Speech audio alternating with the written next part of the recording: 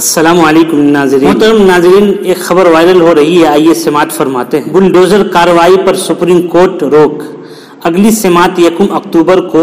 صدر جمعیت علماء ہند مولانا محمود مدنی نے سپریم کورٹ کے ذریعے مرکزی وزراء کے بیانات پر گرفت کی تحسین کی۔ سپریم کورٹ نے بلڈوزر کارروائیوں کے خلاف جمعیت علماء ہند کے صدر مولانا محمود اسعد مدنی اور سیکریٹری مولانا نیاز احمد فاروقی کے عرضی پر سماعت کرتے ہوئے ایک عبوری حکم جاری کیا ہے۔ ملک کے کسی کونے میں 1 اکتوبر تک بلڈوزر نہیں چلایا جائے گا۔ عدالت نے واضح کیا حکم عوامی سڑکوں، فٹ پاتھ، ریلوے لائن اور آبی ذخائر میں درپیش تجاوزات پر فی الحال لاگو نہیں ہوگا، لیکن بلڈوزر جسٹس کے مہیما منڈل قبول نہیں کی جائے گی۔ جسٹس BR گو اور اس کے وشنو ناتھ پر مشتمل بینچ نے ہدایت جاری کرتے ہوئے کہا کہ کسی جرم یا واقعے کے بعد کسی کے گھر کو گرانے کی اجازت فی الحال نہیں ہے۔ عدالت نے ان معاملات کی اگلی سماعت کے لیے 1 اکتوبر کی تاریخ مقرر کی۔ سالیسیٹر جنرل تشاور مہتا نے عدالت کے حکم پر اعتراض اٹھایا کہ قانونی حکام کے ہاتھ اس طرح نہیں باندھے جا سکتے، تاہم بینچ نے جواب دینے سے انکار کر دیا اور کہا کہ اگر ان اقدامات 2 ہفتوں کے لیے روک دیے جائیں گے تو آسمان نہیں گرے گا۔ عدالت نے کہا کہ اس نے آئین کے آرٹیکل 142 کے تحت اپنے خصوصی اختیارات کو استعمال کرتے ہوئے ہدایت جاری کی ہے۔ اگر ایک بھی غیر قانونی انہدام ہوتا ہے تو یہ آئین کے اصولوں کے خلاف ہے۔ ہم نے واضح کر دیا ہے کہ ہم غیر مجاز تعمیرات کے معاملے میں مداخلت نہیں کریں گے، لیکن انتظامیہ جج نہیں بن سکتی۔ سماعت کے دوران جمعیت علماء ہند کے وکیل MR شمشاد اور advocate on record Farrukh Rashid سمیت کئی اہم وکیل موجود تھے۔ عدالت نے سوال کیا کہ 2024 میں اچانک جائیدادیں کیوں مسمار کی گئیں۔ عدالت نے اس بات پر زور دیا ہے کہ وہ غیر مجاز تعمیرات کو مسمار کرنے کے اختیارات کے غلط استعمال کو روکنے کے لیے ہدایات جاری کرنے کا ارادہ رکھتی ہے۔ جسٹس وشنو ناتھ نے کہا کہ اگلی تاریخ تک عدالت کی اجازت کے بغیر انہدام پر پابندی ہے۔ سالیسیٹر جنرل نے کہا کہ ایک بیانیہ بنایا جا رہا ہے کہ ایک خاص برادری کو نشانہ بنایا جا رہا ہے۔ جسٹس وشنو ناتھ نے کہا کہ بار کی آوازیں عدالت کو متاثر نہیں کر رہی ہے۔ ہم اس وقت کس برادری کا معاملہ ہے اس میں نہیں جائیں گے۔ اگر ایک بھی غیر قانونی انہدام ہوگا تو یہ آئین کے اصولوں کے خلاف ہے۔ عدالت نے اس بات پر سخت غصہ کا اظہار کیا ہے کہ پچھلے حکم کے بعد جہاں اس نے ہدایات جاری کرنے کے ارادے کا اظہار کیا تھا، مرکزی سرکار کے کچھ وزیروں کی طرف سے ایسے بیانات دیے گئے ہیں۔ بلڈوزر چلتے رہیں گے۔ جسٹس گوائے نے کہا کہ 2 ستمبر کے بعد ایسی دھمکیاں اور جو از پیش کیے ہیں یہ کیا ہمارے ملک میں ہونا چاہیے؟ جسٹس وشنو ناتھن نے کہا کہ یاد رہے کہ آخری تاریخ کو عدالت نے ملک بھر میں رہنما اصول وضع کرنے کے ارادے کا اظہار کیا تھا تاکہ اس بات پر تشویش کا ازالہ کیا جا سکے۔ کئی ریاستوں کے حکام ملزموں کے مکانات کو سزا کے طور پر مسمار کر رہے ہیں۔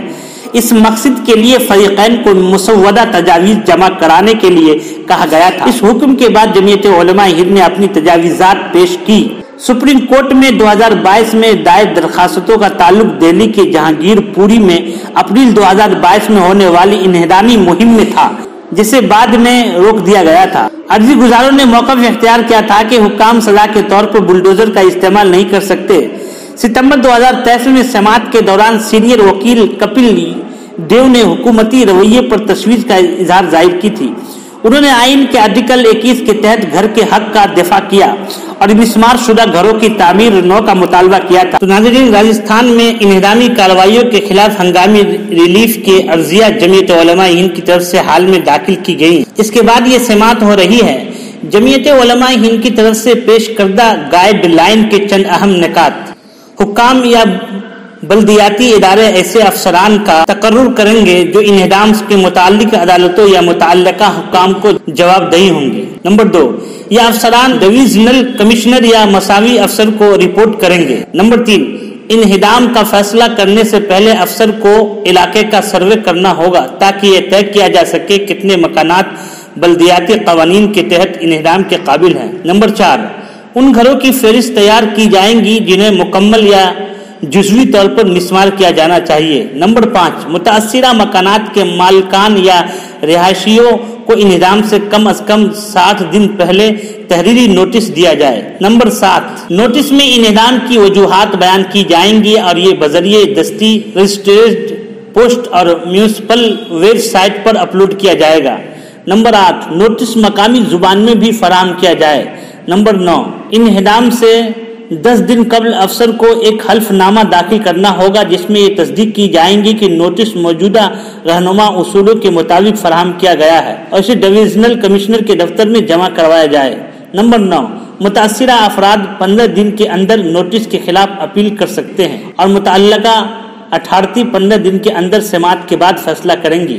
نمبر 10، فیصلہ کے اپیل کے زیر التوا ہونے کی صورت میں جب تک فیصلہ نہیں آتا انہدام نہیں کیا جا سکتا۔ نمبر 11، اگر اپیل خارج ہو جائے تو مکینوں کو 10 دن کی مہلت دی جائیں گی تاکہ وہ اپنی جگہ خالی کرے۔ نمبر 12، انہدام صرف ایک یا چند گھروں کو نشانہ بنا کر نہیں کیا جانا چاہیے۔ حکام کو پورے علاقے میں غیر قانونی تعمیرات کی نشاندہی کرنی ہوگی اور تمام انہدامات کے لیے ایک شیڈول مقرر کرنا ہوگا۔